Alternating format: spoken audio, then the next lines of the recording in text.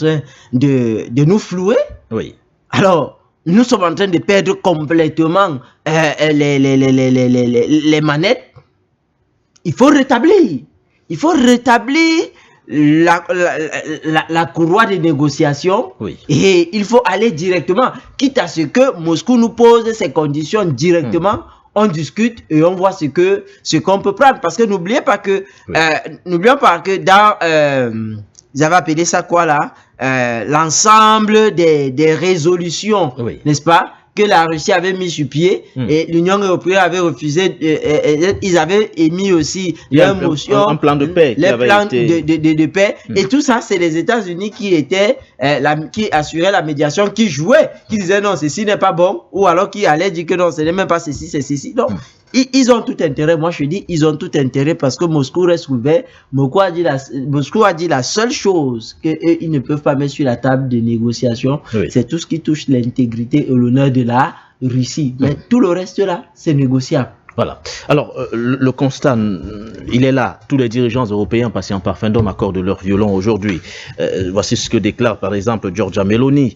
Je pense que M. Macron a raison sur ce point. Je pense que le moment est venu pour l'Europe de parler aussi avec la Russie, a-t-elle déclaré, car si l'Europe décide de participer à cette phase de négociation, en ne parlant qu'à l'une des deux parties, je crains qu'en fin de compte, la contribution positive qu'elle peut apporter soit limitée.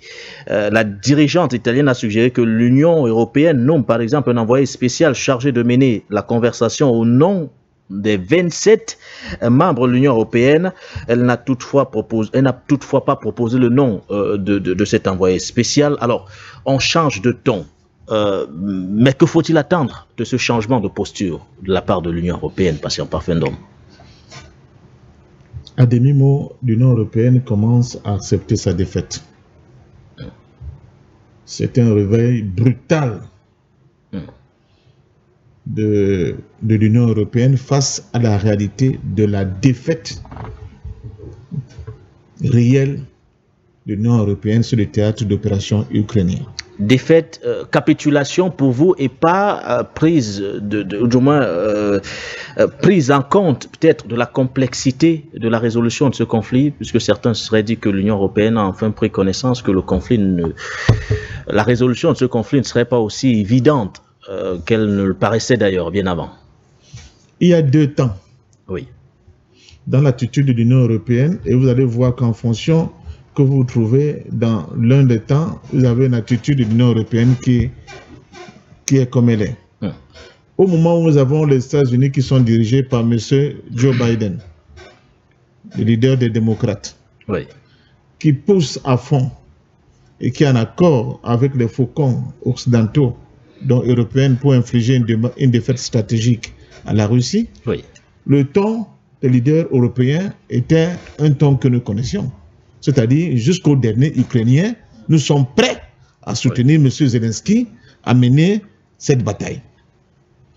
Le deuxième temps, c'est une Amérique qui n'est plus dirigée par le Deep State et qui est dirigée par quelqu'un qui a pour slogan « Make America Great Again », MAGA, et qui met en avant d'abord les intérêts des États-Unis.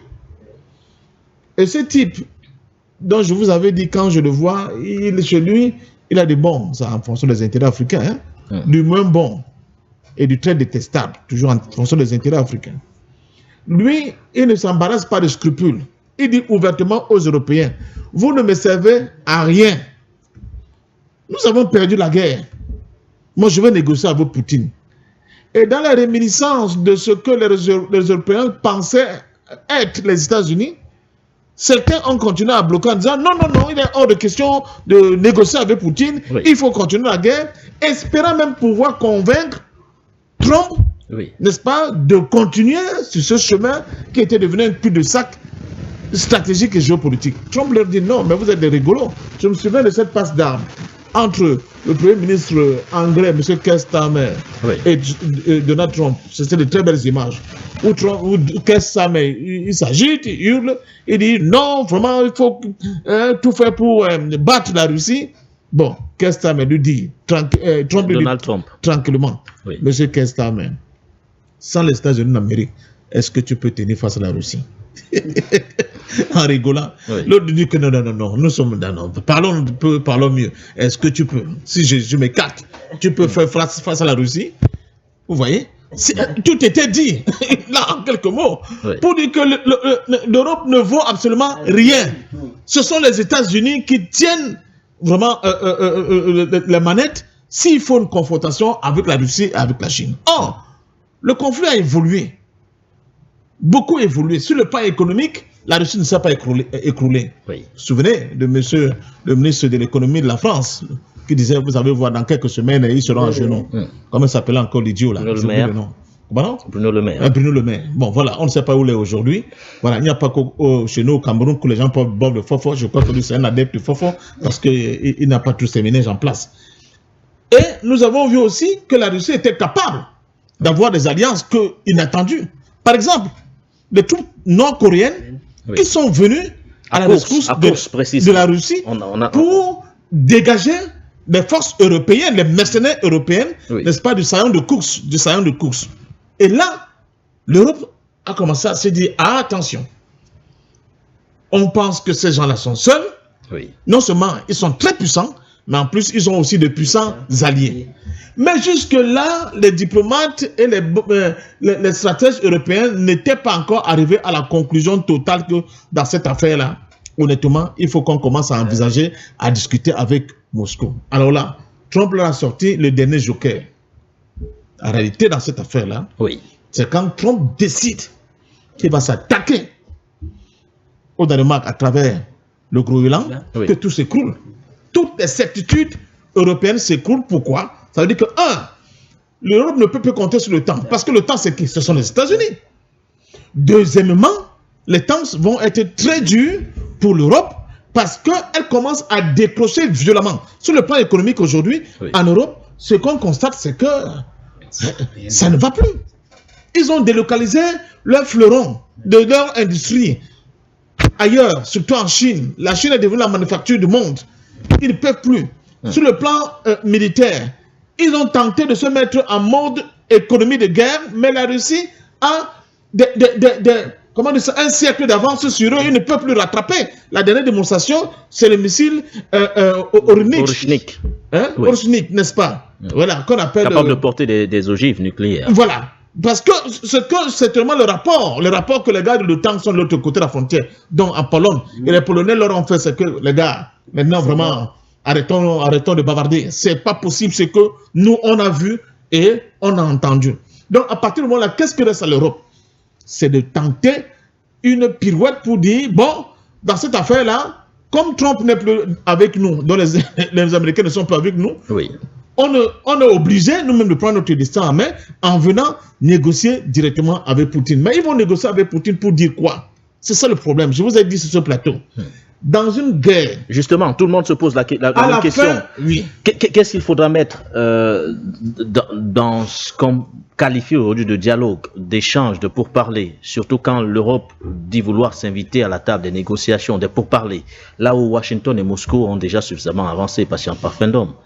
Je vous ai dit, dans une guerre, à la fin de la guerre, c'est le vainqueur qui indique les termes de la reddition du vaincu. Donc, l'Europe n'a pas beaucoup de choix. Dans ce contexte, ça veut dire quoi? Ça veut dire que l'Europe va tout simplement accepter... les conditions de la Russie. C'est comme ça. Mais est-ce qu'on peut parler de paix si on accepte les conditions d'une seule partie, patient parfendum? Il va peut-être falloir également que la Russie fasse des concessions, patient parfendum. Bien de temps en temps, il faut te référer à l'histoire. C'est très important. La Seconde Guerre mondiale s'est terminée comment? Comment? On a imposé sur lui, on lui a dit voilà, c'est mais là, le contexte est pareil. Le ministre allemand des Affaires étrangères, on a dit le contexte est-il pareil, patient parfendum? Mais il est pire encore cette fois-ci. Il est pire encore cette fois-ci.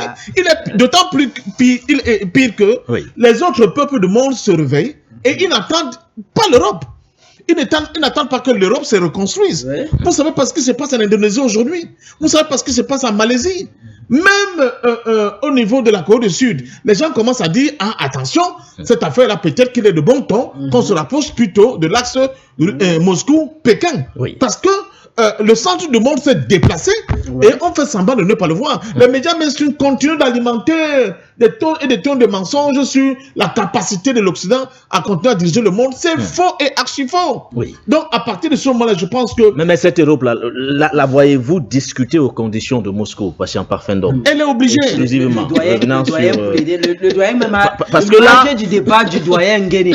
L'image du départ du doyen. Oui. C'est-à-dire que ça répond même, ça clôt le débat. C'est-à-dire quand Trump fait comprendre au premier ministre anglais que si je me retire... Mais il a marché la bouche. Tu peux pas tenir. Même son riz, c'était la honte. Parce que là, on passe à la réalité. C'est à Mondio. Que Trump, lui, il est venu dire à Mondio Vision ce que les gens disent, on dit encore dans les réunions dans le noir là. Oui. Il a dit à Mondio Vision, face à caméra, que si je me retire, tu peux résister à la Russie. Tu peux pas.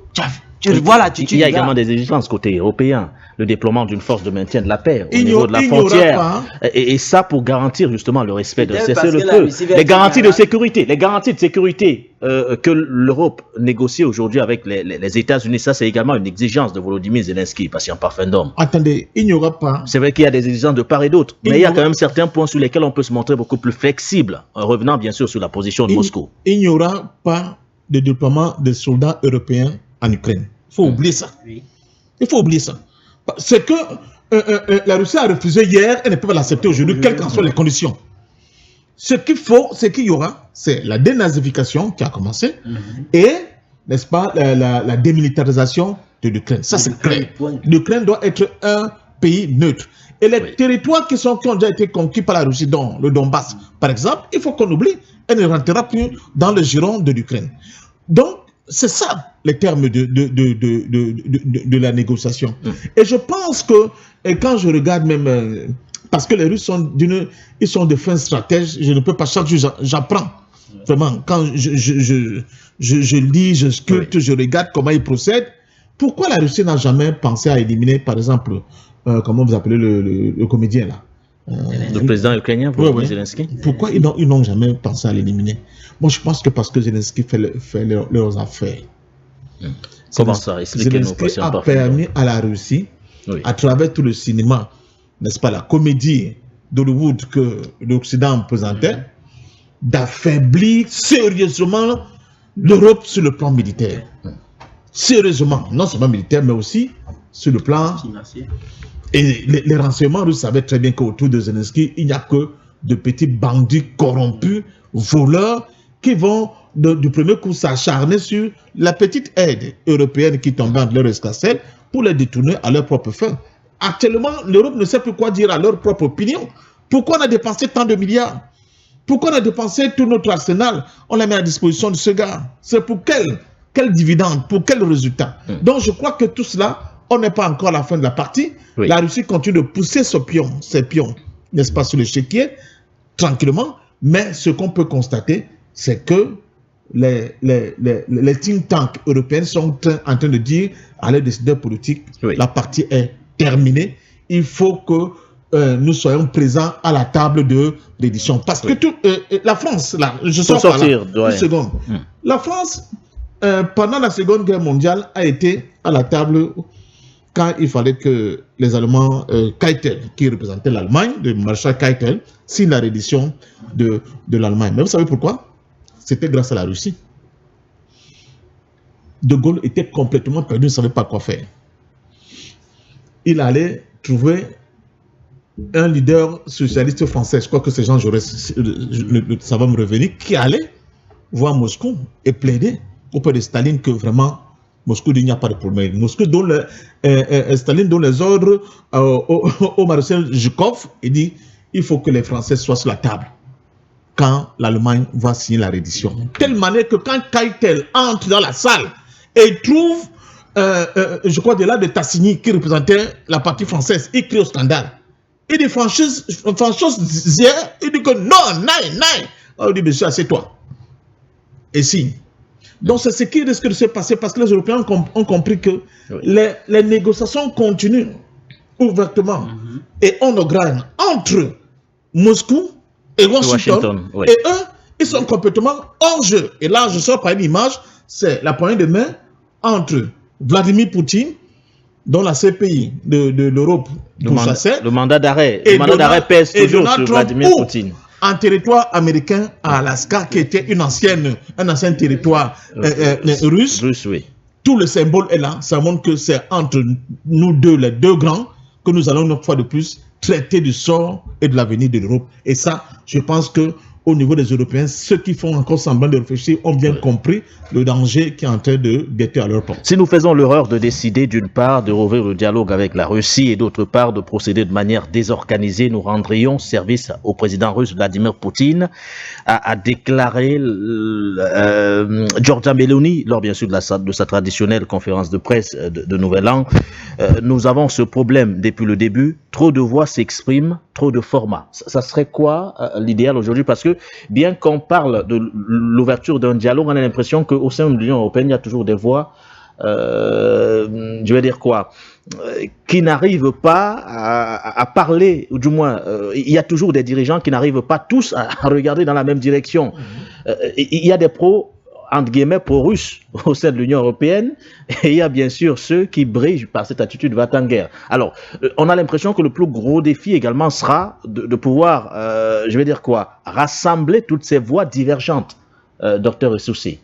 Oui, mais il faudra une approche commune face à la Russie. D'autant plus que vous l'avez dit, les négociations se feront forcément aux conditions de la Fédération de Russie. Il faut dire que l'Union européenne, c'est majoritairement 3 personnes. Oui. La France, la Grande-Bretagne, l'Allemagne. C'est là, vous pouvez ajouter l'Italie à côté, la Suisse qui est, n'est-ce pas, les précieux territoires, la Belgique. Le doyen a pris une image, la Deuxième Guerre mondiale, et nous en parlions en eBay. Oui. De l'attitude que n'a jamais digéré jusqu'aujourd'hui l'Allemagne contre la France. C'est-à-dire que lorsque il fallait signer les accords de paix et desquels accords il fallait dégager, n'est-ce pas, les responsabilités des vainqueurs, ceux qui ont écrit l'histoire, et, n'est-ce pas, imputer, n'est-ce pas, à la partie défaitiste ses responsabilités. L'Allemagne, qui estimait que la France et l'Angleterre lui ont joué le coup le plus dangereux, ne pouvait pas imaginer. Et c'est suite à cela que la France siège aujourd'hui au Conseil de sécurité. C'est pour ça qu'on dit que la France siège là par malice. C'est pas, elle n'a rien mérité. Elle a été vaincue. Elle a été vaincue. Si ce n'était pas l'aide des Russes, la France... Une seconde. Le leader du Parti socialiste français qui a mené De Gaulle auprès de Staline s'appelait Maurice Thorez. Voilà. Alors, vous voyez que parti de là, c'est pour ça, tout à l'heure quand nous causions IB, j'étais dit, cette histoire, et le doyen vient seulement damer le pion et éclairer bien la chose. Cette histoire a des conséquences, au fait, on parle des conséquences historiques. Et il y a beaucoup qui sont là, ils ont leur contentieux historique à régler. C'est ça qui fait en sorte que l'Union européenne là peine aujourd'hui elle-même à être d'accord. Imagine-toi qu'ils sortent, ils prennent des résolutions, mais quelques temps après les résolutions, vous avez l'Italie qui vous dit que votre histoire là, allez là-bas seule. Vous avez après l'Italie qui lance les pics à la France. La Hongrie qui vient parce que c'est des foyers de la Deuxième Guerre mondiale. Il faut le savoir. Vous avez la Belgique qui revient dire que l'affaire, si mon frère, moi on m'a donné, je ne savais même pas, moi c'est m'a donné le Congo belge là. Mieux je me contente de l'histoire qu'on m'a donné. On veut m'entraîner dans quoi? Donc chacun, les vérités commencent à sortir. Et quand on rentre dans ce contentieux historique, on se rend compte que tous ces gars aujourd'hui qui veulent s'élever contre la Russie ont été aidés par la Russie. Ça devient un problème. Ça devient un sérieux problème. Parce que quand vous allez en Allemagne, ne l'oubliez pas qu'il y a une partie. Il y a une partie du territoire allemand qui est acquis à la cause des Russes. Ne l'oublions pas.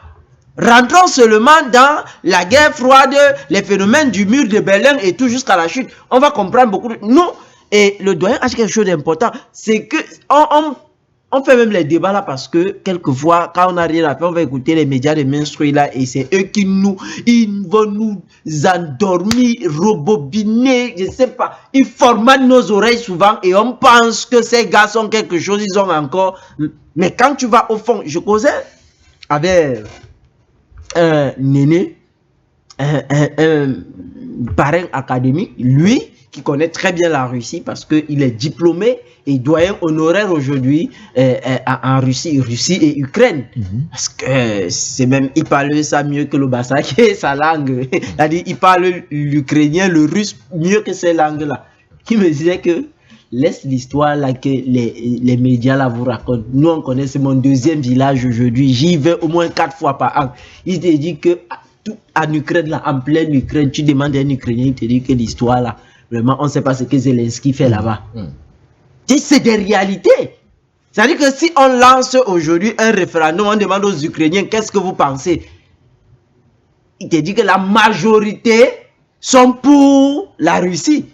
C'est-à-dire pour eux, ils savent qu'ils sont en sécurité avec la Russie. Et, donc, je ne sais pas si tu vois un peu ce que nous sommes en train de dire. Donc, pour dire quoi? Ces gars sont conscients et le doyen, dans son début, a dit quelque chose qui m'a extrêmement intéressé. Il dit que ils sont en train d'avouer les défaites. Maintenant, puisque nous sommes, c'est purement de la science politique, alors il faut quand même faire semblant, il faut arranger, il faut maquiller. Et comme la Russie est galante, ça il faut le dire, la Russie est très galante. N'oublions pas, et ça nous l'avons rappelé ici, tous ces gens ont été toujours aidés par la Russie parce que la Russie n'a pas de velléité, n'a pas des allures, n'a pas les gènes impérialistes. Elle est galante. Donc, certainement, elle va les aider à habiller, puisque elle sait que justement, son objectif, il faudrait bien qu'on oui, anticipe sur la réaction sera de Moscou. atteint. Mais les choses qui ne seront pas négociables et que la Russie ne négociera, le doyen les a évoquées. Toutes les régions qui ont été conquises, la Russie n'est pas prête. La démilitarisation de l'Ukraine, ça c'est non négociable. Et je dis, ces gars ne sont même pas prêts à envoyer... Les garanties de sécurité que Volodymyr Zelensky exige jusqu'ici. Il exige, il est en tant que qui? Il n'est même plus, il n'est plus légitime. On le sait. Il n'est plus légitime. Attends, il demande des garanties en tant que qui? Il sait lui-même pertinemment que si on organise une élection là, c'est pour cela qu'il fait tout ce qu'il fait là, pour permettre de rester et tout. Puisque aujourd'hui, Zelensky, on le sait, il est justiciable. Ces Européens savent que Zelensky a détourné beaucoup d'argent. En Ukraine même, ils savent que Zelensky et sa clique ont détourné beaucoup d'argent. Non, voilà. Moi, il n'y a plus... Les gars iront. Oui. Ils iront, ils vont parler sur la table de négociation. Ne sois pas surpris, puisque tout ce qu'il faut faire là présentement, c'est éviter celui qui était la tête hier, les États-Unis. Parce que Trump est devenu, depuis un temps, il est monté à une autre visite, il est devenu imprévisible. Donc, où les gars sont là, c'est qu'il faut l'éviter au maximum. À partir du moment, lui, il nous a déjà déclaré nous-mêmes la guerre. Il faut l'éviter et ils sont prêts. Et c'est où la Russie a joué à son jeu. Je me demande même si la Russie n'a pas arrangé cette histoire depuis avec les États-Unis. C'est maintenant que les gars vont marcher. Parce que dis-toi que quand tu prends conscience et que c'est toi qui viens vers moi, tu es prêt à accepter toutes mes conditions. Parce que tu n'as plus de choix, tu n'as plus d'issue. Voilà. La réaction russe, tout le monde s'interroge. Quelle sera la posture du président russe Vladimir Poutine face à cette main tendue, patient parfait d'homme? Deuxième volet de la question pour sortir de cette thématique. L'Union européenne peut-elle vraiment exister diplomatiquement entre Washington et Moscou? Il y a beaucoup de... On continue d'avoir, n'est-ce pas? Oui. Vraiment le big picture qui se dessine devant nous. Parce qu'il y a des parties qui étaient des parties grises du big picture qu'on ne parvenait pas à bien analyser. Oui. De plus en plus, on les analyse et on se rend compte qu'il y a des problèmes. Pourquoi M. Trump veut absolument prendre le Groenland? Bon, le Groenland, c'est moins ce n'est pas aussi grand que le Congo, la RDC. Mais c'est vaste, le Groenland. Oui, mais quand vous regardez sur une carte, c'est énorme comme ça, mais c'est plus petit que la RDC. Oui. Attention. Bon. Mais il y a des choses qui nous échappent, par exemple. il y a la fonte des blocs de glace au niveau de l'Arctique, je crois, Oui. qui laisse découvrir de plus en plus des terres. Oui. C'est plus de 14 millions de superficie qui est là-bas en haut. Et le seul pays qui a 40 brises-glaces, dont des brises-glaces nucléaires, c'est la Russie, qui a déjà implanté là-bas et des bases de vie et des machins, et qui est en train de faire la préemption dans cet espace-là, qui est largement plus grand que le Groenland que vous voyez là. Donc les Européens se rendent compte que dans la nouvelle géopolitique internationale, ils sont totalement largués. Donc même l'Ukraine, à la limite, c'est un menu fretin par rapport à ce qui est en train de se dessiner en haut, avec des nouvelles routes commerciales, n'est-ce pas, qui passent par ce pôle Nord-là, et qui renforcent les liens commerciaux entre la Chine et la Russie et d'autres pays, premièrement. Deuxièmement, on vient d'apprendre aujourd'hui que Starlink, n'est-ce pas, qui est donné l'information gratuitement aux opposants iraniens, a été brouillé à 80% par les scientifiques iraniens. Mon cher ami, quand vous commencez à avoir de tels éléments, ça veut dire que nous sommes dans une nouvelle phase que les Européens se disent attention, attention, vraiment, là, ça commence à devenir assez sérieux. Donc, à partir de ce moment-là, on peut vraiment penser que la sonnette d'alarme a été tirée depuis par les véritables think tanks. Moi, je dis beaucoup, j'écoute beaucoup, des penseurs européens qui sont des penseurs qui ne sont pas dans le même moule que les médias mainstream. Ils disent que arrêtons la saignée. Parce que là où nous sommes en train d'aller là, c'est fini. C'est un décrochage irréversible si nous ne faisons rien. Tentons de colmater les brèches et de tenir encore ce que nous pouvons tenir. Et pour cela, la guerre en Ukraine est une guerre inutile. Prenez un pays comme l'Allemagne. Voilà un pays qui, à travers, n'est-ce pas, le Nord Stream 1 et le Nord Stream 2, et même les pipes ordinaires, recevait le gaz et le pétrole presque gratuitement pour nourrir son industrie. Ils se sont fait harakiri parce que, soi-disant, il fallait suivre, n'est-ce pas, les États-Unis de M. Biden. Où est l'Allemagne aujourd'hui? Même les industries les plus... C'est-à-dire que, je veux dire que la fine fleur de l'industrie allemande, elle est complètement aujourd'hui à genoux. J'ai un ami dont je vous passe des noms qui était un grand ingénieur en Allemagne qui travaille dans une industrie de très haute technologie, un Camerounais, comme moi d'ailleurs, je m'arrête là, j'ai donné beaucoup d'indices, qui m'a dit notre entreprise a été achetée par les Chinois. Et j'ai été obligé, on m'a envoyé en Chine pour expliquer aux ingénieurs chinois le process de production de ce que nous produisons. Et il me dit, bon, mais parfois j'avais quand même l'impression que parmi les gars qui me regardaient, à qui j'expliquais, il y avait mes professeurs là parmi eux. Tu vois, vous voyez comme les Chinois sont aussi, ils sont cyniques. Bon, mais en fait, c'était pour qu'ils comprennent très bien les mécanismes de production, etc., etc. Donc l'Allemagne elle-même, elle est en train de brader complètement ce qu'elle avait comme fleuron de son industrie. Pourquoi? Parce qu'elle n'a plus la capacité, n'est-ce pas, d'avoir le jus nécessaire dans le pétrole, le gaz et tout, et pour pouvoir alimenter ces industries. Et à partir de ce moment-là, je pense que... Pour sortir sur la position russe, est-ce qu'il faut éviter d'humilier l'Union européenne qui, selon vous, a déjà perdu, et de par justement ce dialogue qu'elle souhaite renouer, acte tout simplement sa capitulation? Mais je vous ai déjà donné, c'est un principe de la géopolitique, la science militaire dans le monde. Tous les grands généraux du monde vont vous le dire. Quand on vainc un ennemi, je répète, il faut éviter de l'humilier. Il faut toujours lui donner une porte de sortie.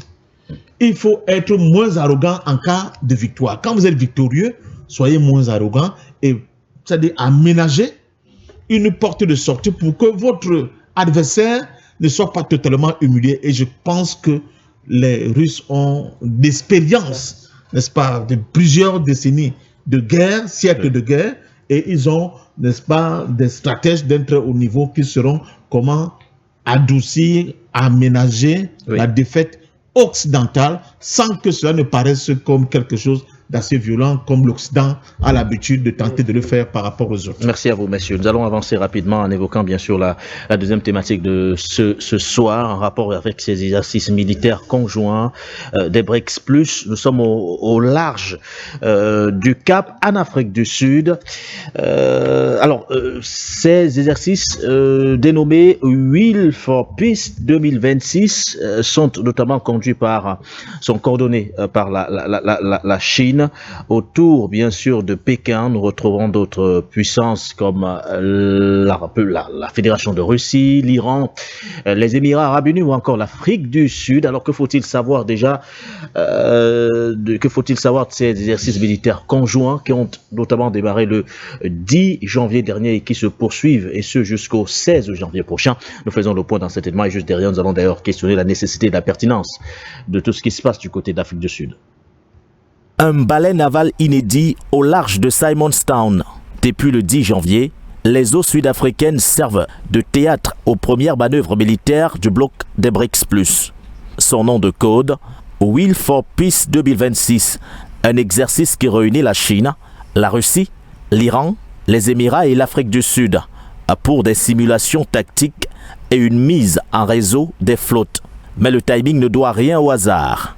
Ces exercices interviennent quelques jours seulement après l'arrestation de Nicolas Maduro par les forces spéciales américaines. Face à l'influence directe de Washington, le message est donc clair. L'alternative existe.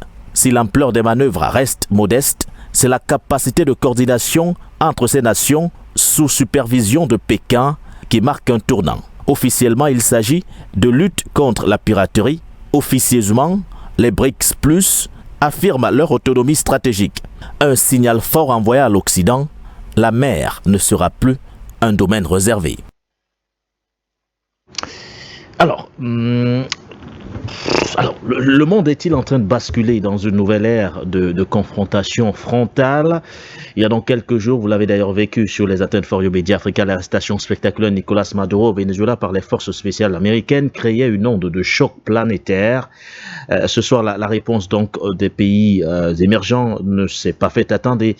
Elle est musclée, direction donc le large du Cap en Afrique du Sud, sous l'œil attentif notamment de Pékin, où se déroulent bien sûr ces exercices militaires, une démonstration de force navale sans précédent où les pavillons russes, iraniens, émiratis, sud-africains flottent côte à côte.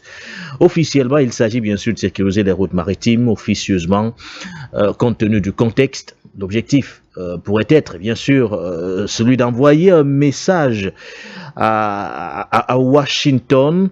L'ère de l'hégémonie occidentale est plus que jamais contestée pour les BRICS. L'autonomie stratégique n'est plus un concept, c'est plus que jamais une réalité. Alors les voir réunis de cette façon, Dr Essoussé, ces pays des BRICS+, dans des exercices conjoints militaires, qualifiés d'ailleurs d'inédits dans le contexte que vous avez d'ailleurs très bien décrit dans vos premières prises de parole. Est-ce qu'on doit se dire que voilà, nous sommes en train de vivre la naissance d'un nouveau bloc, du moins d'une nouvelle puissance, une véritable alternative des pays émergents?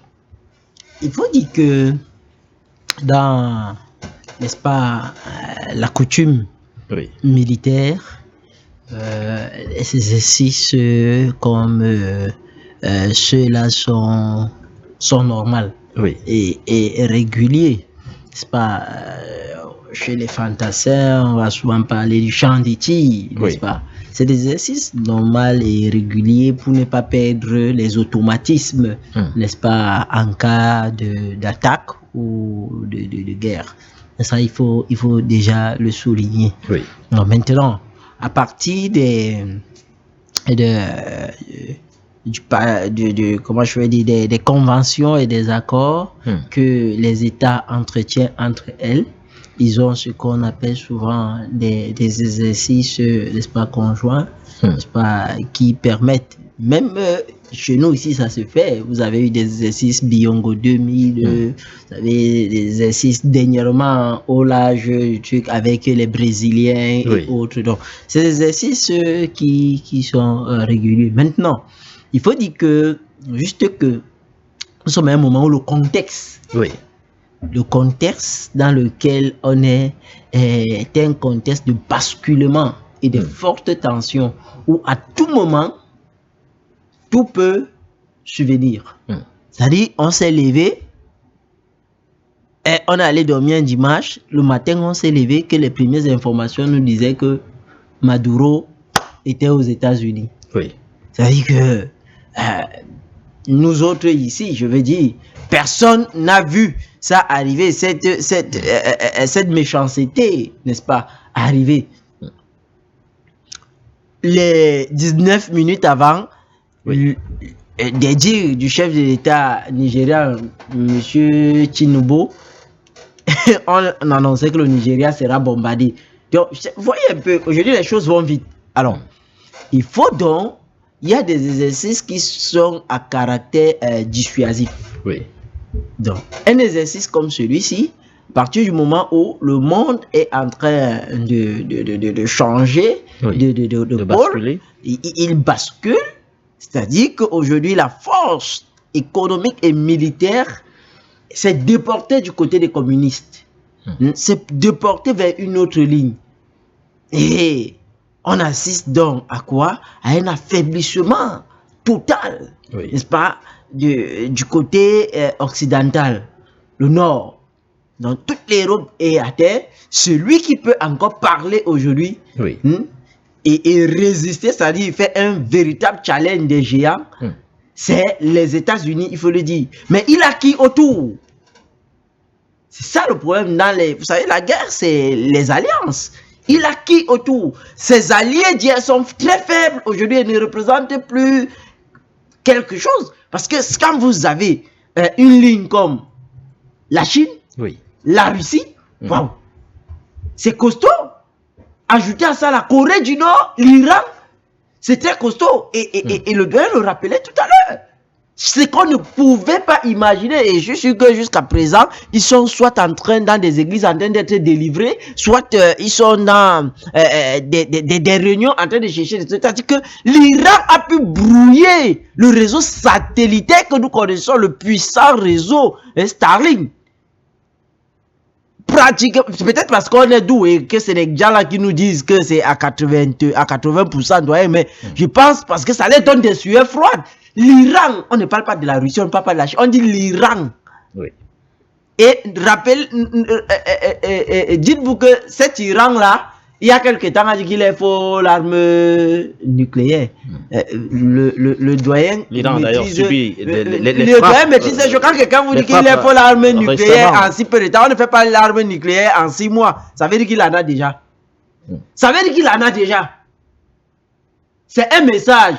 Les initiés dans ces choses-là comprennent que le gars en possède déjà.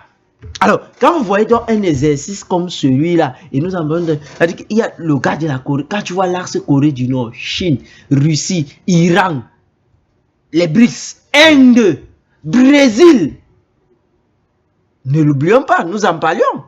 L'Inde, 4e puissance militaire, 1re puissance informatique au monde. Brésil, qui monte à une marine assez forte. Alors, quand vous voyez tout ça, il y a de quoi faire réfléchir le camp en face. Ils ont dit que les gars, si, attention, il faut revoir notre copie. Il faut. Non, c'est pas pour rien que le côté de l'Europe, il s'est dit que peut-être il faut revoir les négociations. Et il faut dire que non seulement nous sommes dans les influences militaires qui a des impacts économiques. Et vous savez que l'économie, n'est-ce pas, occidentale et européenne est à genoux aujourd'hui. Vous savez que les États-Unis même aujourd'hui, et le doyen a relevé tout à l'heure, parlant un de ses amis en Allemagne, aujourd'hui, ils sont obligés tout de déporter en Chine. N'oublions pas que les Américains ont été obligés, que ce soit IBM, que ce soit General Motors, qui ferait, n'est-ce pas, ici la fierté du fleuron, les fleurons industriels, ça a été déporté, n'est-ce pas, en Chine. Il ne faut pas oublier ces aspects. Ça veut dire que aujourd'hui, ce qui permettait même à cette Europe hier, ou à cet Occident hier, de tenir sur le plan économique, dans ce sens que, vous savez, quand vous produisez, il faut consommer. Et le marché de consommation, c'était l'Afrique. Parce que quand on parle d'Afrique aujourd'hui, on parle de 2 milliards 200, 1 milliard 300. Quand vous avez l'Inde aujourd'hui, c'est le marché de consommation. C'est-à-dire, il produit lui-même, il consomme. Vous avez la Chine, il produit lui-même. Les deux associés font pratiquement plus de 60% de la population mondiale. Ajouté à l'Afrique. Donc, il y a tout cet aspect qu'il faut voir. Alors, sur le plan économique, le sentiment en Afrique, c'est-à-dire ce qui faisait leur force, ce sentiment en train de monter en Afrique, ils sont en train de tout perdre. Le sentiment anti-européen en train de monter. Ils perdent toute l'Afrique. Et la Chine ne fait que gagner du terrain. L'Inde gagne du terrain. La Russie gagne du terrain. Il y a toutes ces choses-là.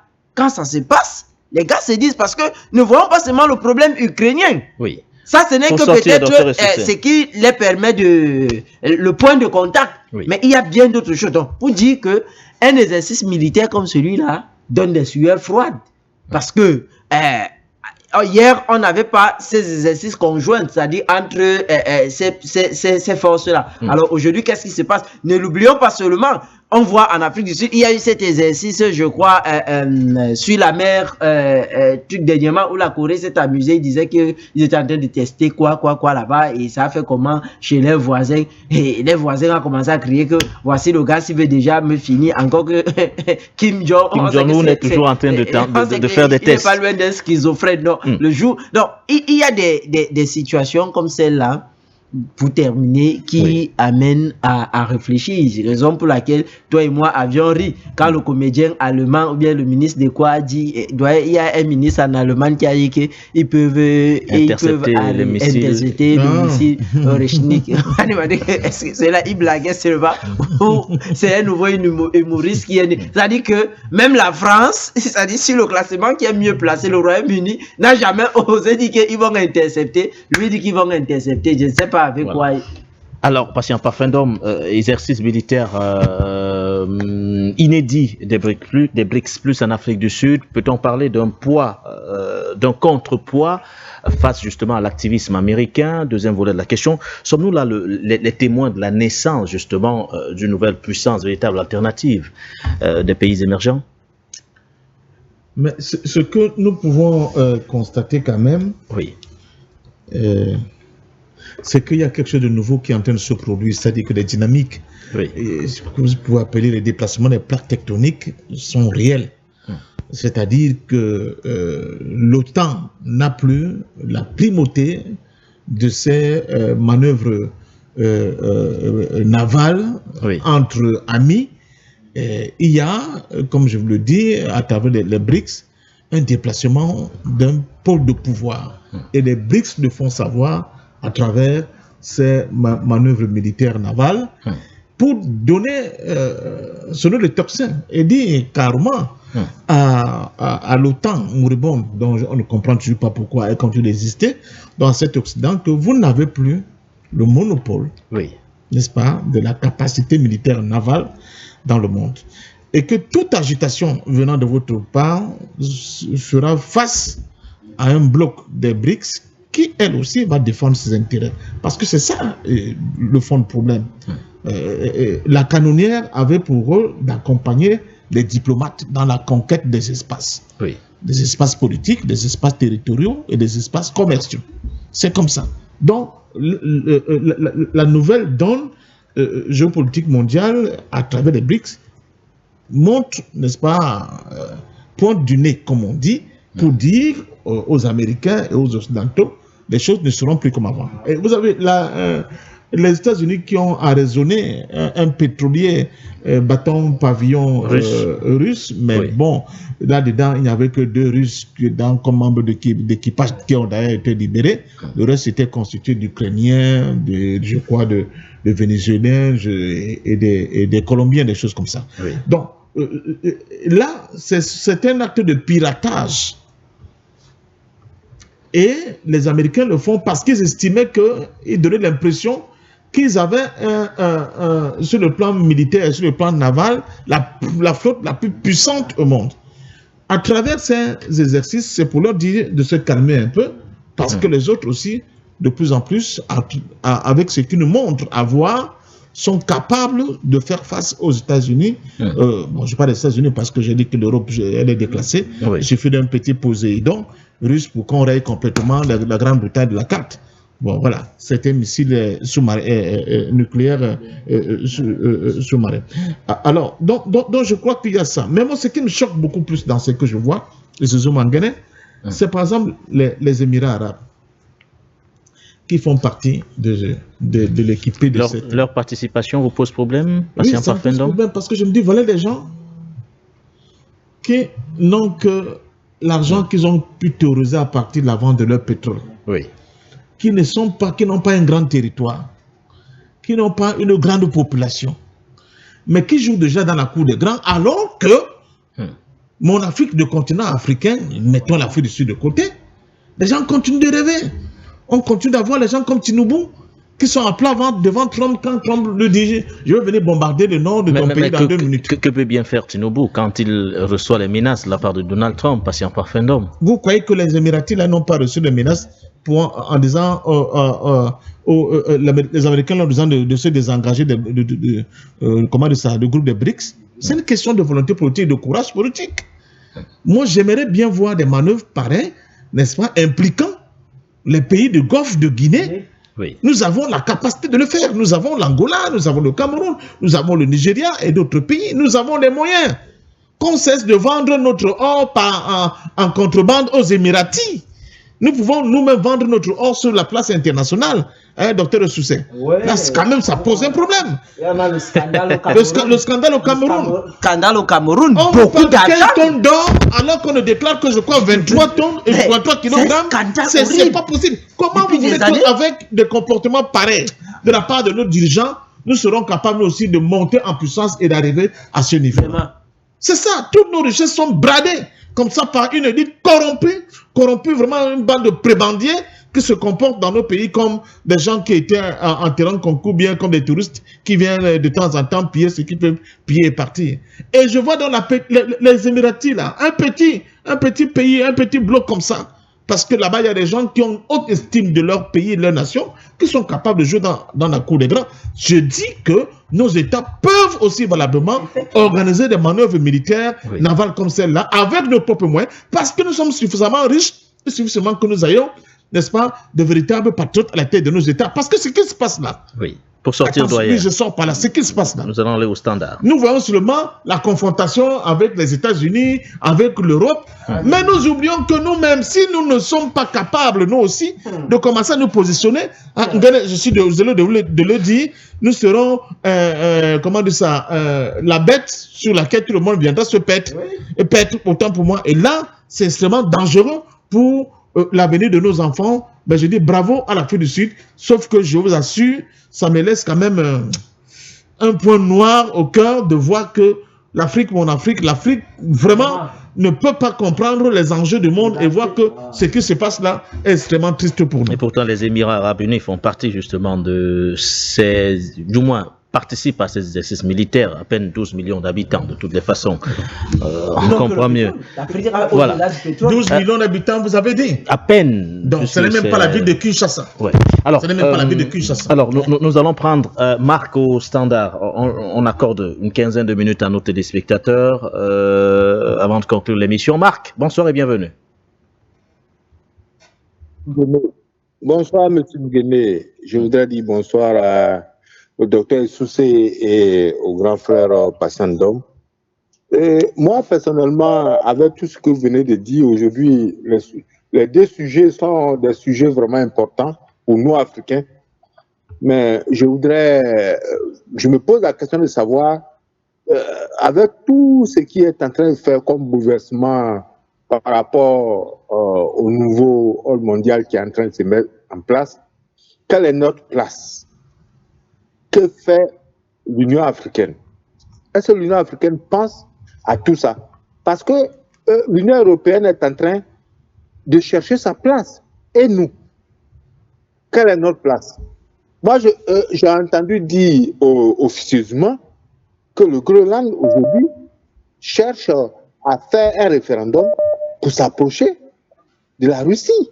Parce que la Russie, ces Esquimaux qui sont de ce côté-là, et ce peuple qu'on appelle Groenlandais, il se trouve que c'est eux qui depuis lors, c'est la Russie qui tient En tout cas, ce peuple-là. Et ils sont plus proches des peuples qu'on appelle les Slaves, qui sont qu'on appelle en Russie, parce que la Sibérie est proche, que même le Danemark. Vous voyez, les Européens se battent pour récupérer, en tout cas, le Groenland. Mais la Russie a déjà mis pied à longtemps. Parce que les brise-glaces, comme le doyen Patient d'Homme vient de le dire, mais il y a un travail qui est fait déjà par la Russie de ce côté-là il y a longtemps.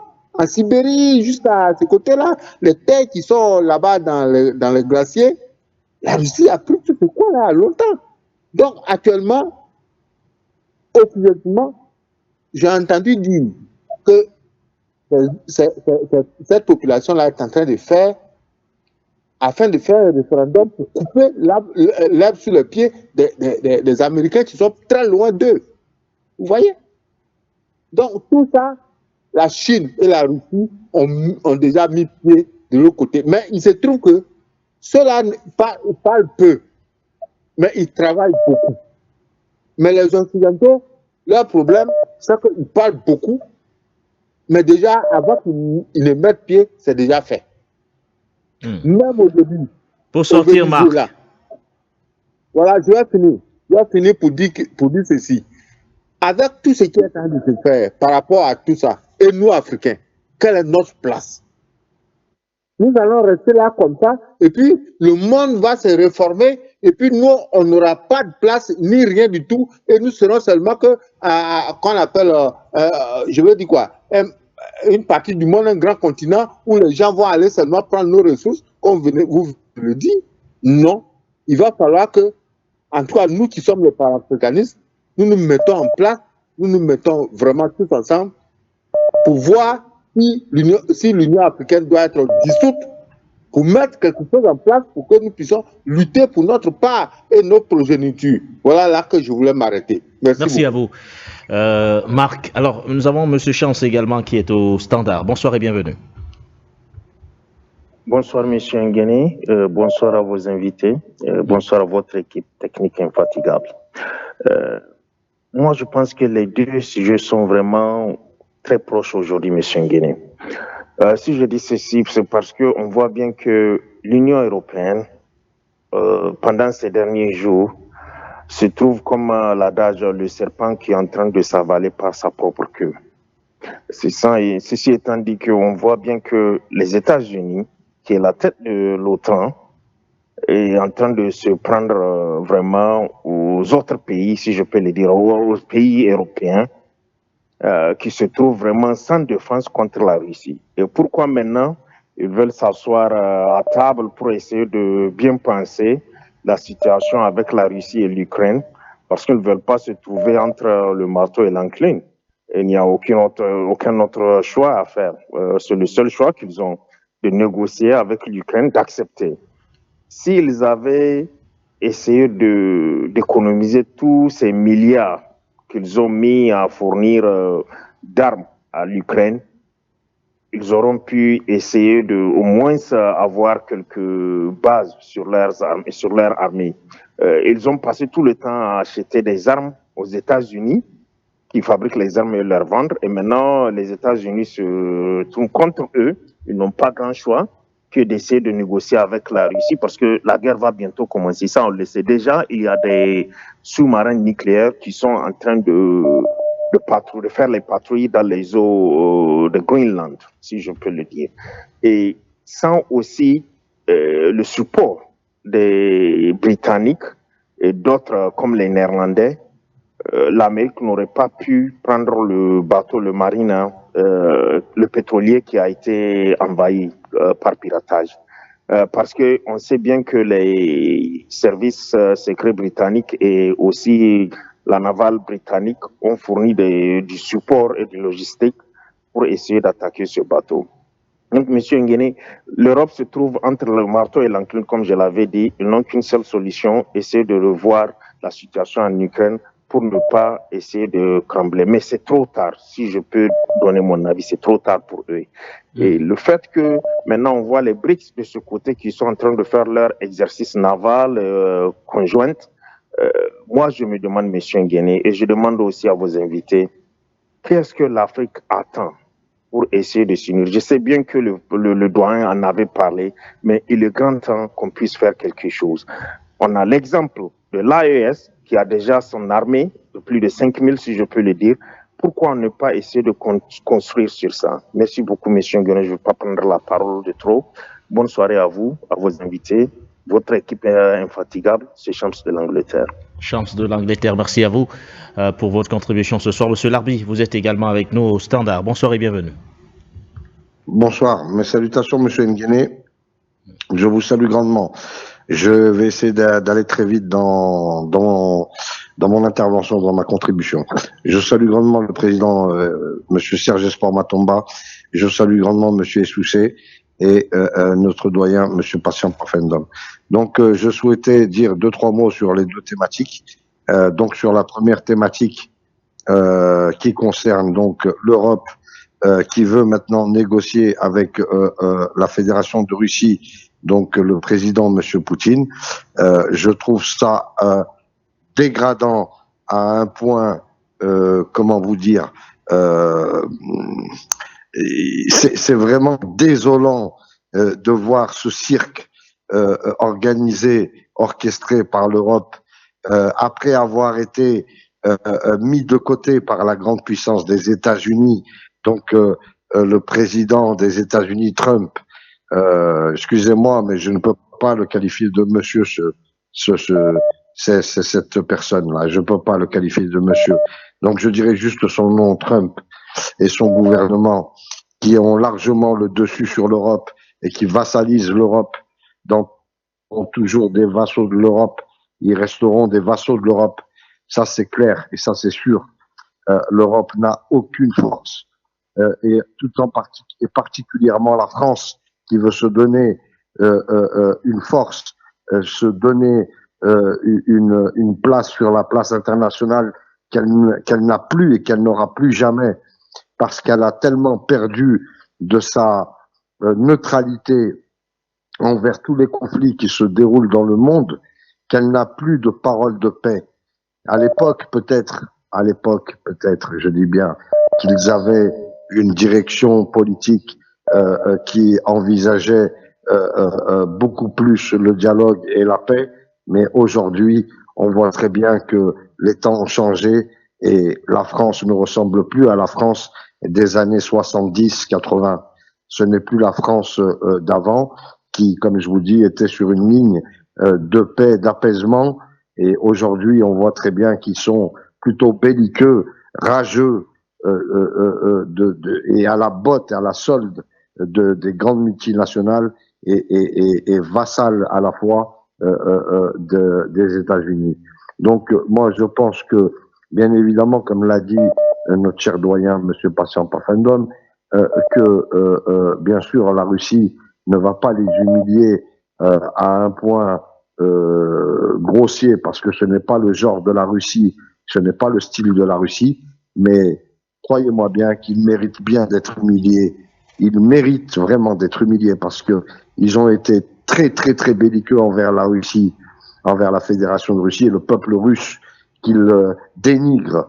Et ils dénigrent aussi beaucoup le continent africain et les Africains. Ils nous dénigrent depuis très longtemps, très longtemps, et ça a assez duré.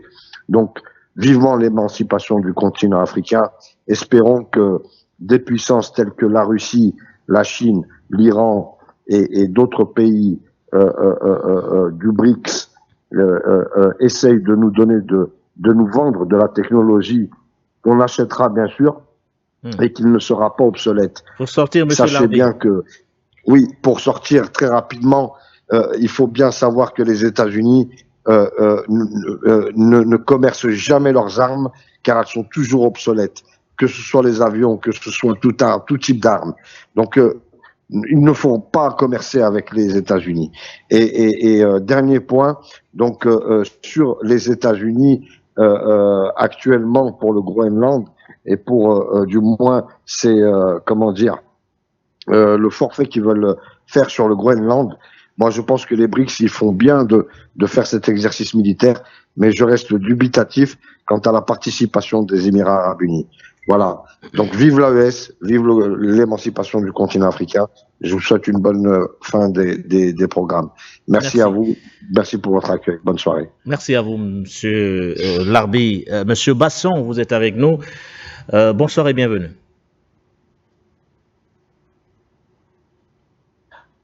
Bonsoir, Monsieur Nguéné, c'est Eric depuis la diaspora. Je salue le doyen Parfendom, je salue Dr Essou, j'espère. Le docteur Essou, Monsieur Nguéné, ça donne de la peine parce que cette guerre ne devrait pas avoir lieu. C'est maintenant que l'Union européenne veut s'asseoir avec Poutine. C'est une tristesse parce qu'il y a des millions d'Ukrainiens qui sont morts, mais c'est bon d'arriver à la paix parce qu'en fin de compte, il faut essayer d'accord pour que la guerre cesse, parce qu'en fin de compte, l'Union européenne comptait sur les États-Unis. Mais moi, ce que je me dis actuellement avec la géopolitique, avec tout ce qui se passe, je me pose la question, c'est quoi le problème de l'Afrique? Je ne sais pas si réellement nos dirigeants sur le continent ne voient pas ce qui se passe. Parce qu'en fait, j'ai toujours dit la géopolitique, c'est une science. Et je me demande si nos dirigeants sur le continent arrivent à comprendre ce qui se passe. C'est quoi la position de l'Afrique? Moi, j'écoute toutes les chaînes en Europe ici, mais on ne parle jamais de l'Afrique. Et nous sommes au 21e siècle. On ne peut pas dire qu'on n'a pas des intellectuels. Moi, j'ai peur, il y a quelque chose, j'ai vraiment peur parce que je me dis aujourd'hui, les réseaux sociaux, je crois que les réseaux sociaux mettent l'Afrique en arrière. Parce que vous essayez de voir un peu, surfer un peu sur les réseaux sociaux, il n'y a rien il n'y a rien sur le continent qui instruit. C'est des danses, c'est des sketchs, c'est des théâtres. On n'a rien de concret. Avec ce qui se passe, si on ne se réveille pas, je suis sûr que ce continent va disparaître. Parce que je crois que vous êtes en train de parler sur votre chaîne, ça fait des dizaines d'années. Mais je crois que les Africains, je ne sais pas si ce continent refuse de se réveiller ou ce continent refuse de se développer. Et ce qui m'étonne, lorsqu'on sort du continent, on a des génies. Moi, je suis en Europe ici, je travaille dans l'informatique. On a des génies sur le continent, M. Nguéné. Mais lorsqu'on sort du continent, on voit ce que les Africains peuvent faire. Mais on arrive sur le continent, mais on n'a même pas les infrastructures. Donc, il serait temps que l'Afrique essaie d'avoir une position avec tout ce qui se passe actuellement. Je vous remercie pour tout ce que vous faites et surtout pour éveiller de la conscience du continent noir. Et merci et à plus. Merci à vous. Nous sortons avec M. Peter qui est également calé. Vous avez 2 minutes, comme tous les autres. M. Peter, bonsoir et bienvenue. Bonsoir, M. Nguéné. Bonsoir à vos invités. Je vais être très bref en 2 petits mots par rapport au thème d'accueil. L'Union européenne a capitulé. C'est juste un aveu d'impuissance, mais comme ils ont encore cet ego démesuré, ils ne peuvent pas utiliser un langage limpide et clair. Ils utilisent un langage assez courtois, je pourrais dire masqué. Sinon, c'est sous-entendu qu'ils n'ont plus d'issue. Pourquoi? Parce que tout simplement, ils ont constaté que ils se sont fait entuber par les États-Unis. Les États-Unis se sont servis d'eux pour les dresser contre la Russie. Et aujourd'hui, ils se retrouvent dans une dégringolade pas possible, au point où, en assistant à tous ces événements actuels, ils se sentent totalement impuissants. D'abord, par rapport au dossier du Groenland, l'Union européenne et l'OTAN se retrouvent en même temps en contradiction avec tout le narratif qu'ils ont dit depuis 2022 que M. Poutine a agressé l'Ukraine. Aujourd'hui, qui est l'agresseur? Qui va capturer un président démocratiquement élu dont le propre, je pourrais dire, le prédateur, lui-même se contredit en public en postant sa reconnaissance à la présidence de M. Maduro. Donc, vous voyez, ils sont pas assez bêtes, ces Européens. Ils savent très bien. Mais comment faire pour faire le pas vers M. Poutine? Ils vont trouver une solution parce que sinon, ça va être très mauvais pour eux. Les dernières nouvelles que j'ai apprises selon une chaîne indépendante qu'on appelle D-News, M. Viktor Orban aurait clashé sur M. Macron en disant que Macron est en train d'entraîner l'Union européenne dans un désastre et que eux, ils ne peuvent plus le suivre dedans parce qu'il va devoir rendre des comptes. Parce qu'il n'y a plus rien à faire face à la Russie est plus forte, elle a gagné sa guerre. Et dans le même temps, M. Donald Trump qui menace la République tchèque de traiter avec l'Iran. Vous voyez, les USA sont aux abois. Aujourd'hui, depuis que M. Poutine a récupéré ses 2 officiers du navire Marina et a exigé également la libération des autres prisonniers, c'était suite à l'Orenchnik. L'Orenchnik veut dire quoi? États-Unis, tout ton bruit que tu fais, moi je peux éteindre tes porte-avions en 30 minutes et tu ne peux rien. Donc tu as intérêt à rester tranquille et me laisser travailler. Aujourd'hui, les navires continuent encore le chemin vers le Venezuela. Nous sommes en fait, non pas dans une guerre en tant que telle, mais c'est la profondeur de la guerre froide. Vous voyez? Et là, les États-Unis qui ont honte de se faire humilier face au monde, ils vont chercher un conflit pour encore essayer de tronquer leur échec face à l'humanité. Je m'arrête ici, je vous souhaite une très bonne soirée. Merci Bye. à vous. Monsieur Peter, pour sortir rapidement, messieurs, 1 minute, voire 30 secondes, docteur Essoussé. La plupart ont demandé quelle est la place de l'Afrique dans tous ces basculements. En 30 secondes. Oui, je vais d'abord revenir sur les propos de Madame Paola, qui sont clairs. Sa chute, la paix dépend d'une seule personne. Et c'est Vladimir Poutine. Et c'est lui, Vladimir Poutine. Et nous l'avons dit depuis. Le président Trump l'avait dit qu'il préfère que vous avez parlé, c'est Poutine qui tient les manettes, il n'en tient pas d'autres. Oui. Je pense que toutes les analyses que nous avions faites sont tombées justes. Oui. Maintenant, nous l'avons toujours dit et j'ai toujours... 30 secondes, docteur Essoussé. Je ne cesserai de le dire sur la même lignée que le doyen. Tout ce qui se passe dans le monde, c'est une redistribution de la nouvelle cartographie géopolitique et géostratégique du monde. Oui. Et chacun essaye de tirer, n'est-ce pas, l'épingle du jeu. Et tout à l'heure, le doyen parlait des Émirates qui sont arrivés parce que aujourd'hui, il faut se sentir, il faut se rendre valable, n'est-ce pas, en se sentant concerné. Mais on a l'impression que l'Afrique, ça traîne. Qu'est-ce que l'Afrique attend? Le problème de l'Afrique, c'est que ces gars sont conscients que l'Afrique est intelligente, l'Afrique a les ressources, l'Afrique a tout aujourd'hui pour décoller et détenir, n'est-ce pas, le monde. Alors, raison pour laquelle, sachant, quand ils sont venus, ils ont dénaturé l'Africain tout en le, comment je vais le dire, le séparant complètement de sa nature et en mettant son frère comme son propre ennemi. Parce que quand vous regardez l'Afrique, quelqu'un a dit les réseaux sociaux, mais l'Afrique est dans des luttes bêtes. Regardez, quand on suit l'actualité ailleurs, quand on suit l'actualité ici en Afrique, c'est que, oh, toi c'est ceci, oh, toi c'est cela. Donc, merci, docteur. Je pense qu'il est temps pour l'Afrique, et le malheur de l'Afrique, c'est avoir des hommes qui pensent à eux et non pour le bien commun. Il est temps que cette nouvelle génération qui a une pensée, n'est-ce pas, panafricaine, c'est-à-dire un amour pour la chose de l'Afrique, prenne le pouvoir, et je pense que les choses vont décoller. Merci à vous. Patient parfum dans 30 secondes pour sortir de l'émission. Africa must unite. C'est la seule clé que nous avons. Africa must unite. Il faut le faire tout de suite maintenant. Il ne faut pas attendre trop longtemps. Il faut commencer au moins par des unions sur-régionales. Moi, j'appelle de tous mes voeux les dirigeants de l'Afrique centrale à se mettre ensemble pour créer une fédération des États-Unis d'Afrique centrale. Merci à vous. Monsieur, docteur Essoussé, patient parfum d'homme, les invités de cette émission. Du point sur l'actualité, édition du 13 janvier 2026, vous n'avez pas pu réagir ce soir, ne vous inquiétez pas, demain matin, vous le savez, le mercredi est la journée qui vous est entièrement consacrée, vous aurez l'occasion bien sûr de vous étaler largement sur les sujets qui seront définis et même sur ce que vous allez nous proposer. Merci à tous d'avoir été avec nous, à l'équipe technique conduite par Liga ce soir au département digital. On se donne rendez-vous forcément demain mercredi. Portez-vous bien.